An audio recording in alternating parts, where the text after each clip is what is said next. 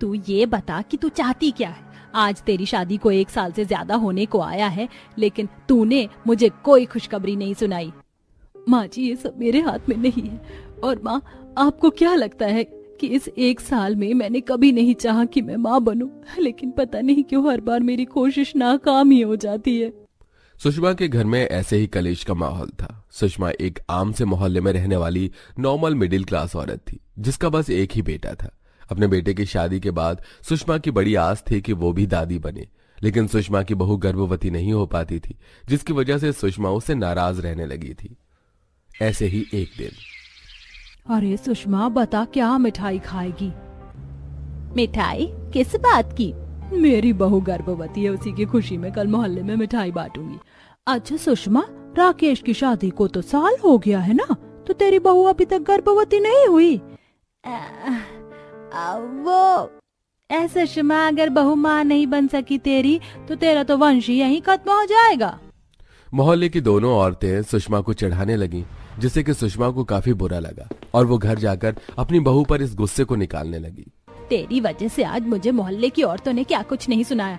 वो बराबर वाली पड़ोसन है ना, उनकी बहू आए बस 4 महीने हुए हैं और वो गर्भवती है। तू कब माँ बनेगी मनहूस? सुषमा की इन बातों का बेचारी बहू रोशनी के पास कोई जवाब नहीं था। वो बेचारी बस उसकी इन्हीं बातों को सुनती रही। रात को जब रोशनी का पति आया, तब रोशनी की गैर मौजूदगी में सुषमा ने राकेश से भी बात की। देख बेटा, तेरी पत्नी तो पता नहीं माँ बन भी पाएगी या नहीं, लेकिन अगर ये माँ नहीं बनी तो हमारे वंश का क्या होगा? मेरा तो कोई दूसरा बेटा भी नहीं है। माँ, तो मैं क्या करूं?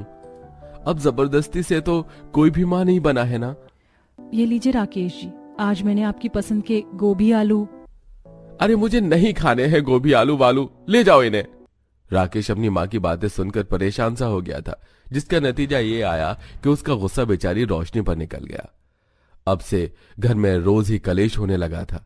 सुषमा को हर दिन अंदर ही अंदर अपनी बहू के मां न बन पाने की चिंता सताती थी और वो रोज ही राकेश से इस बारे में बात करती थी। आज भी वो राकेश से इसी बारे में बात कर रही थी। माँ, अगर ऐसा है तो बताइए मैं क्या करूं? जो मैं कहूंगी तू वो करेगा। हाँ। तो ठीक है, तू दूसरी शादी कर ले। लड़की मेरी नजर में है, तू हाँ कहे तो हफ्ते भर में मैं तेरी दूसरी शादी करवा दूंगी। माँ, दूसरी शादी? हाँ बेटा, अब इस घर को अगर एक वारिस देना है तो ये करना ही पड़ेगा। और वैसे भी तेरी पहली पत्नी तो गरीब घर से आई हुई है। इस बार मैं तेरी शादी बड़ी अमीर शहजादी से करवाऊंगी। सुषमा की बात पर न चाहते हुए भी राकेश को हामी भरनी पड़ी और उसने दूसरी शादी करने को अपनी रजामंदी दे दी। दूसरी शादी को सुनकर बेचारी रोशनी बिल्कुल टूट सी गई, लेकिन किसी ने उसके बारे में नहीं सोचा। सुषमा की नजर में लड़की पहले से थी। सुषमा ने उससे अपने बेटे की बात की और 1 हफ्ते के अंदर अंदर राकेश की दूसरी शादी दीपिका से हो गई। शादी के 2 दिनों बाद। हाय हाय, नजर ना लगे कितना सुंदर जोड़ा लग रहा है मेरी नई बहू और बेटे का। देख राकेश, दीपिका को तो तेरे लिए बनाया गया था, ये रोशनी पता नहीं कहाँ से तुम्हारे बीच में आ गई। माँ, लेकिन रोशनी है तो मेरी ही बीवी। अच्छा चल, अब ये सब छोड़। मेरी नई बहू आई है ना, तो इसीलिए मैंने एक फैसला किया है। आज ही मैं तुम दोनों बहुओं के बीच बंटवारा करूंगी। माँ जी, कैसा बंटवारा? एक ही छत के नीचे 2 सौतन नहीं रह सकती, इसीलिए आज से तू ऊपर वाली मंजिल पर रहेगी। अब जब मेरे बेटे का नाम तुझसे जुड़ ही गया है तो मैं तुझे घर से नहीं निकाल सकती हूँ, लेकिन अब से तेरी हर चीज हमसे अलग होगी। तू ऊपर रहना, खाना पीना, लेकिन कभी हमारे इस परिवार के बीच आने की कोशिश ना करना। और मेरी दीपिका बहू, तू अब से नीचे मेरे और राकेश के साथ रहा करेगी। सुषमा ने एक ही दम से रोशनी की साल भर की खिदमत और मेहनत को मिट्टी में मिला दिया था, लेकिन बेचारी रोशनी इसमें भी सब्र कर गई और कुछ नहीं बोली। उसने अपना सामान अपने कमरे से उठाया और वो उसे लेकर छत पर जाने लगी। रोशनी, तुम भले ही ऊपर जा रही हो, लेकिन तुम हो इसी घर का हिस्सा। माँ की बातों को दिल पर मत लेना। ये लो, मैं इसी तरह से तुम्हारे खर्चे के लिए तुम्हें पैसे देता रहूंगा। राकेश जी, मुबारक हो आपको आपकी नई जिंदगी। रोशनी बेचारी बुझे मन से छत पर आ गई, जहां पर बस एक ही कमरा बना हुआ था। रोशनी ने उसमें चटाई बिछाई और बाहर ईंटों का चूल्हा बना लिया। अभी के लिए इतना इंतजाम काफी है। मैं नीचे से अपनी शादी के बर्तन भी ले आऊंगी और धीरे धीरे इस बेरौनक जगह को भी सही कर दूंगी। अगले दिन। अरे बहू, ओ दीपिका बहू, अरे उठ भी जा, मुझे भूख लग रही है। अरे नहीं, माँ जी को इस वक्त तक तो मैं नाश्ता दे देती थी, लेकिन दीपिका ने नहीं दिया। कोई बात नहीं, दे देगी, उनकी ही पसंद की बहू है। वैसे भी सासू माँ ने ही तो करवाया है हम पति पत्नी के बीच बंटवारा। रोशनी ने दिल को पक्का करके अपनी सास की चीखों को इग्नोर किया। काफी देर बाद लगभग 11 बजे सुषमा की नई बहू दीपिका सोकर उठी और अरे बहू, मैं कब से तुझे आवाजें दिए जा रही थी, तो कितनी देर बाद निकल कर आई है अपने कमरे से। क्यों दे रही थी आवाजें? मैं तो ऐसे ही उठती हूँ, किसी के बाप की नौकर नहीं हूँ यहाँ जो जल्दी उठकर काम करूँ। बहू, मैंने तो ऐसा कुछ तुझसे कहा भी नहीं जो तू इतनी भड़क गई। हाँ, मुझे ऐसे ही गुस्सा आता है, अब आपने कुछ किया हो या नहीं। दीपिका ऐसे बोलकर फिर से अपने कमरे में चली गई, जिसकी वजह से सुषमा को ही अपने लिए नाश्ता बनाना पड़ा। ऐसे ही दोपहर हो गई। ये भगवान, दोपहर होने को आई, अभी तक मेरे घर में ना झाड़ू लगी और ना ही खाने पकाने का कुछ हुआ है।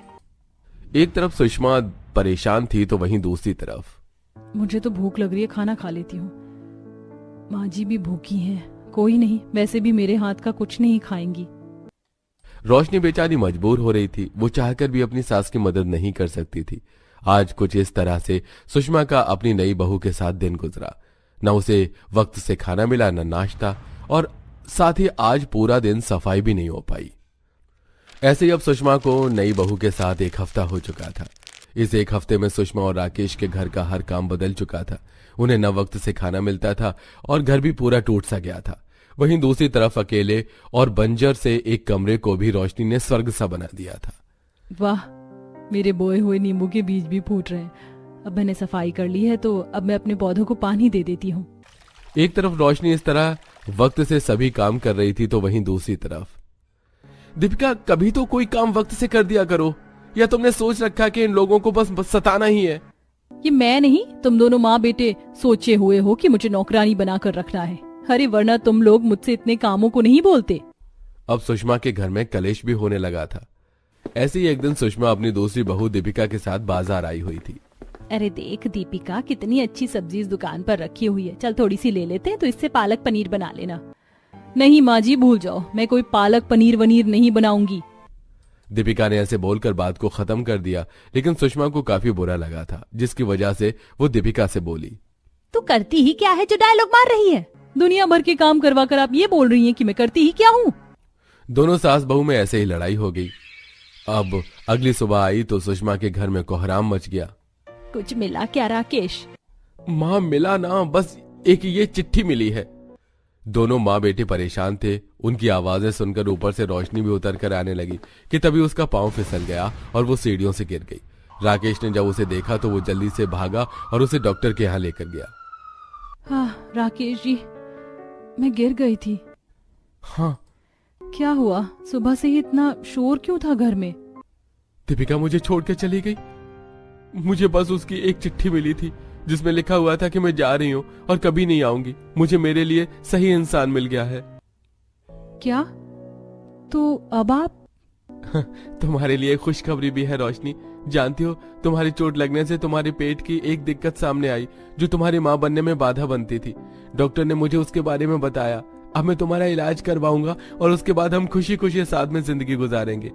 राकेश के मुंह से यह सुनकर मानो रोशनी को स्वर्ग सा मिल गया। उसी दिन से उसका कुछ महीने इलाज चला, जिसके बाद रोशनी भी गर्भवती हो गई और 9 महीने के बाद उसने एक बेटे को जन्म दिया और फिर सभी मिलजुल कर खुशी खुशी रहने। सुमन अपनी 3 बहू बेटे और अपने पति के साथ रहती है। सुमन सुबह सो रही थी कि तभी उसे खटपट होने की आवाज आती है। ये इतनी आवाज कहाँ से आ रही है? भगवान, काश मैं सपना देख रही हूँ। सुमन उठकर वहां से रसोई में जाती है तो देखती है उसकी तीनों बहू महक, पूजा और पायल आपस में बहस कर रहे होते हैं। मैंने तुमसे कहा था ना कि मुझे चाय बनानी है, फिर तुम यहाँ अपनी कॉफी बनाने क्यों आ गई? वाह वाह वाह वाह, अरे मुझे अपने लिए नाश्ता बनाना है, तुम दोनों यहाँ आए क्यों? तुम लोगों को पता है कि मैं रोज कुछ नाश्ता करती हूँ, उसके बाद मेरी सुबह होती है। तुम दोनों कुछ ज्यादा ही करने लग गई हो।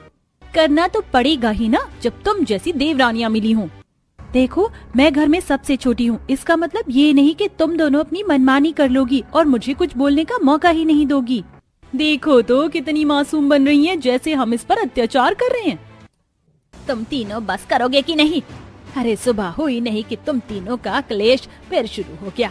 घर में बहू के आने से शांति बनी रहती है, लक्ष्मी आती है, लेकिन तुम तीनों तो वो पनौती हो जो घर में पैर रखते ही बस कलेश कलेश कलेश करती रहती हो। मैं थक गई हूँ तुम लोगों के कलेश से। मेरी कोई गलती नहीं है, आप तो जानती है ना मैं घर की सबसे बड़ी बहू हूँ। मेरे साथ आपने ज्यादा समय बिताया है, मेरा स्वभाव कितना अच्छा है, मैं सामने से कभी लड़ाई नहीं करती। लेकिन ये दोनों ही हैं जो हमेशा ही रसोई में अपनी मनमानी चलाती रहती हैं। मैं भोली हूँ, ज्यादा बोलती नहीं हूँ, तो ये फायदा उठाती हैं। माँ जी देख लो क्या कह रही हैं, ये भोली हैं। भोला शब्द जो है ना वो भी शर्मा गया होगा कि ऐसे लोग खुद को भोली बता रहे। मैंने तो कुछ किया भी नहीं था, लेकिन मैं छोटी हूँ ना, इसीलिए मुझ पर अपनी मनमानी चलाते रहते हैं। मैंने अभी तुम लोगों को क्या कहा कि बस करो? तुम लोगों को मेरी बात समझ नहीं आती है क्या? निकलो रसोई से। नहाए धोए हैं नहीं कि रसोई में आकर लड़ाई करने लग गई। जाओ पहले नहाओ और फिर जो मैं बोलूंगी वो काम करना। सुबह खराब कर दी तुम तीनों ने। इसी तरह अक्सर सुमन की तीनों बहू रसोई में लड़ाई करती रहती हैं। कुछ दिनों बाद सुमन अपनी तीनों बहुओं को बुलाती है। अरे आज ना कुछ अच्छा खाने को बना दो, कचौड़ी वगैरह। पूजा तुम्हें तो कचौड़ी अच्छी बनाने आती है ना? हाँ माँ जी मुझे कचौरी बनानी आती है, मैं कचौरी बना दूंगी और कचौरी के साथ खीर भी अच्छी लगती है तो खीर ये दोनों मिलकर बना देंगे। ठीक है माँ जी। तीनों बहुएं रसोई में जाती हैं और खाना बनाने लगती हैं।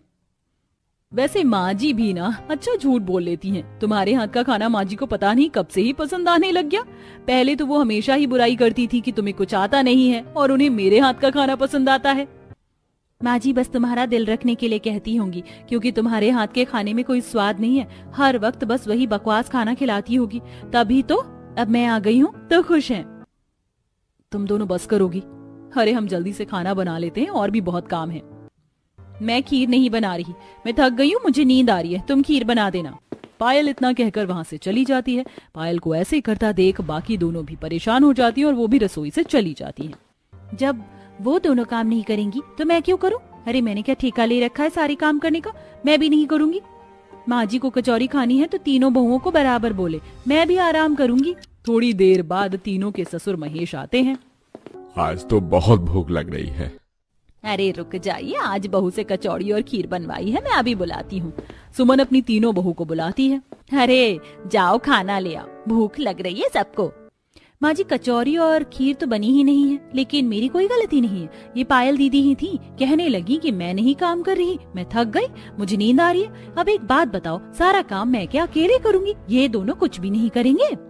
माँ जी अब आपको तो पता है मैं कितनी कमजोर हूँ, इन लोगों की तरह नहीं हूँ। अब अगर मैं थक गई हूँ तो मुझे थोड़ी देर आराम करने देना चाहिए था ना, लेकिन ये दोनों तो कितनी मतलबी हैं। मैं थोड़ा सा आराम ना कर लूं, बस यही चाहती रही। कभी मेरे बारे में भी तो सोच सकती है ना।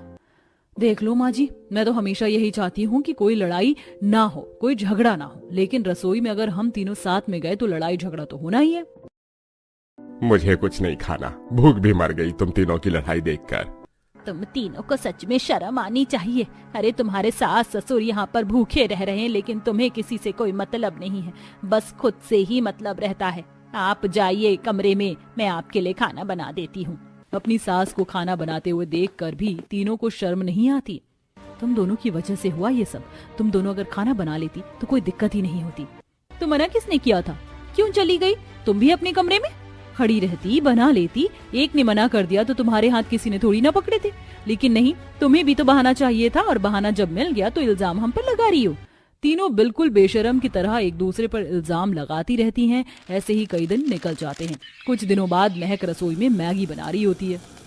आज तो मैं मैगी खाऊंगी, मेरा मन नहीं है दाल चावल खाने का। मैगी की खुशबू के पीछे बाकी की दोनों बहुएं भी आती हैं। अरे वाह, मैगी बनी है, फिर तो मैं भी आज मैगी खाऊंगी। और मुझे भी मैगी वैसे भी पसंद है, मैं भी आज मैगी खाऊंगी। मैं किसी को नहीं देने वाली ये मैगी, ये मैंने बनाई है और मैं ही खाऊंगी। जिसे खानी है वो अपने लिए बना ले। ऐसे कैसे नहीं दोगी? अरे हम जब कुछ बनाते हैं तो वो भी तो आप लेती हो ना, तो आज अगर आपने कुछ बनाया है तो उस पर हमारा भी पूरा हक है। मैं भी देखती हूँ फिर कि तुम कैसे लोगी। तीनों बहुएं आपस में लड़ाई झगड़ा करने लगती हैं, रसोई के सामान फेंकने लगती हैं और रसोई पूरी बिखेर देती हैं। तभी सुमन और महेश दोनों गुस्से में रसोई में आते हैं। रसोई का ये हाल देखकर हैरान रह जाते हैं। ये क्या हाल कर रखा है रसोई का? अब बस बहुत हो गया, तुम तीनों ने बहुत कलेश मचा लिया। बहुत घर में सामान फेंक दिया, अब और नहीं। लेकिन माँ जी, मुझे कुछ नहीं सुनना है। इसी समय रसोई का बंटवारा होगा। अब तुम तीनों अलग अलग खाना बनाओगी और ना ही एक दूसरे से मतलब रखोगी। फिर देखती हूँ कैसे लड़ाई होगी। सुमन रसोई का बंटवारा कर देती है और अब तीनों बहुएं अलग अलग खाना बनाने लगती हैं। पूजा के खाने से कितनी अच्छी खुशबू आ रही है, लेकिन अब तो मैं पूजा का बनाया खाना भी नहीं खा सकती और मुझे पूजा के जैसे मटर पुलाव तो बनाने भी नहीं आते। कोई बात नहीं, मैंने जो खिचड़ी बनाई है वही खाकर रह लूंगी। यहाँ पायल तरस रही होती है तो वहीं दूसरी तरफ महक को भी अच्छा नहीं लग रहा था। अरे यार, मुझसे आज तक कढ़ी अच्छी बनी ही नहीं है। ये कढ़ी तो बस पायल ही अच्छी बना पाती है। पायल की मदद मांगू क्या? अरे नहीं, पायल की मदद मांगने गई तो माँ जी गुस्सा करेंगी कि अब क्यों एक रसोई में जा रही हो। महक को भी बिल्कुल अच्छा नहीं लग रहा था। पूजा भी अपना बनाया खाना देखकर रोने लगती है। अरे यार, मुझसे साग क्यों नहीं बनता? माँ ने भी सिखाया था लेकिन आज तक मुझसे नहीं बना। मुझे हमेशा साग बस महक दीदी के हाथों का ही पसंद आया। मैंने सब साग भी खराब कर दिया और कुछ अच्छा बना भी नहीं पाई। तीनों अलग अलग रसोई में खाना बनाकर काफी परेशान हो जाती हैं और तीनों को एक दूसरे की याद भी आ रही थी। अब सही है, अब घर में कम से कम शांति तो है। तीनों ने बहुत आतंक मचाया हुआ था। कुछ दिनों बाद में सुमन की तीनों बहू उसके पास जाती हैं। माँ जी, बस बहुत हो गया, हमें अलग रसोई में खाना नहीं बनाना। हाँ माँ जी, मुझे कुछ चीजें आती नहीं है और वो महक दीदी और पायल दीदी को आती हैं। मैं उनसे सीखना चाहती हूँ। मैं अलग नहीं बना सकती। लेकिन तुम तो एक साथ बनाते हो तो झगड़ा करती हो। हमारी सुनती नहीं हो तो अलग ही खाना बनेगा। माँ जी, हम कोई लड़ाई झगड़ा नहीं करेंगे, प्यार से खाना बना लिया करेंगे। लेकिन अब वापस से हमारी एक रसोई कर दो, अब बस बहुत हो गया है। लेकिन मैं कैसे मान लूं, कल को वापस तुम तीनों लड़ाई झगड़ा करने लग गई तो? माँ जी, हम वादा करते हैं कि आगे से हम कभी भी लड़ाई झगड़ा नहीं करेंगे और अगर कभी हमने लड़ाई झगड़ा किया तब भले ही हमेशा के लिए हमारी अलग रसोई कर देना। अगर तुम वादा कर रही हो तो ठीक है, मैं रसोई एक तो कर दे रही हूँ, लेकिन अब मुझे घर में कलेश नहीं चाहिए। ठीक है माँ जी।